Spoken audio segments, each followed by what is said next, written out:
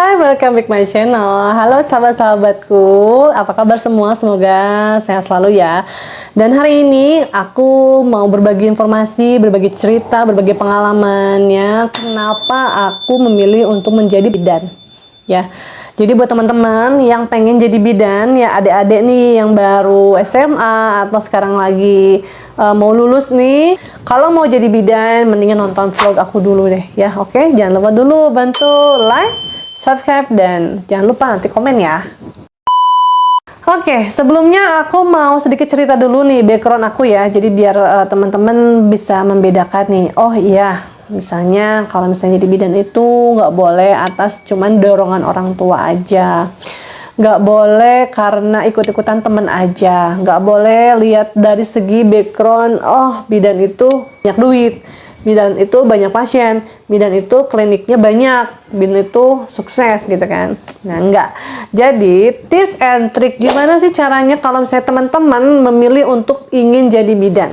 Yang pertama ya, pada saat SMA teman-teman kan ngobrol nih ya, sama-sama orang tua ya, cari tahu dulu nih potensi diri apa, kesukaannya apa ya. Orang tua memang sebenarnya bagusnya tuh mengarahkan, kita yang harus menentukan, kita yang kuliah nanti, kita yang mau kerja nanti. Jadi tentukan dulu nih passion kita apa, yang bikin kita semangat kuliah dan nanti kerja apa.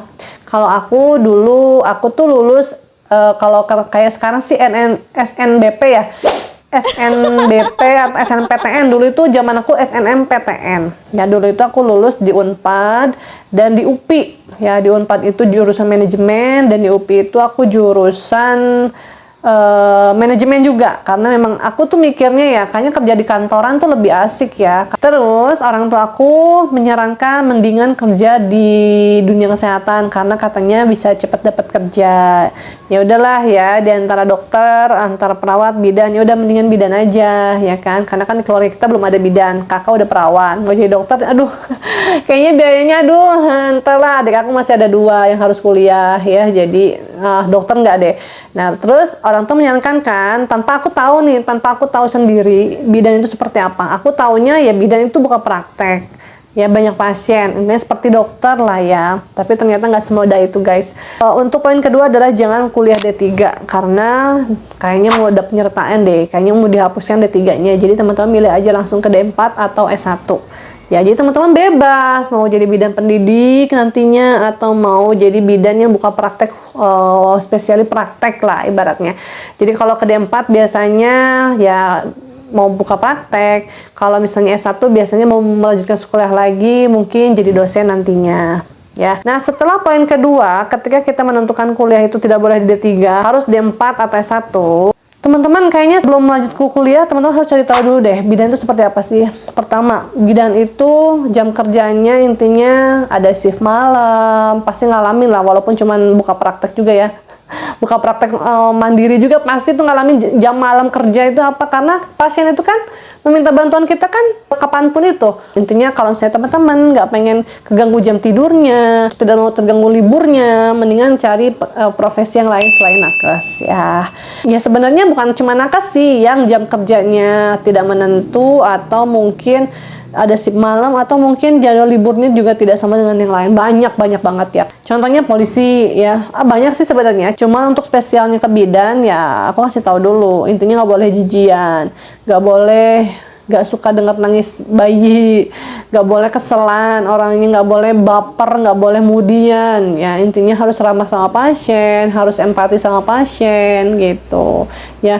Nggak boleh banyak ngeluh, karena bidan itu kan kerjanya ya lumayan ya, resikonya tinggi, tapi bayarannya itu rata-rata gajinya itu ya di bawah UMR, bahkan banyak sih yang aduh ya. Intinya tidak sesuai sih menurut aku ya dengan pendapatan dan resiko yang harus kita keluarkan. Jadi buat teman-teman setelah memilih perkuliahan, nah lanjutlah, persiapkanlah ke depannya jadi bidan itu mau jadi apa. Misalnya aku mau fokus buka praktek, boleh. Aku mau jadi bidan pendidik, jadi dosen, boleh. Intinya sudah difokuskan daripada saat kuliah ya.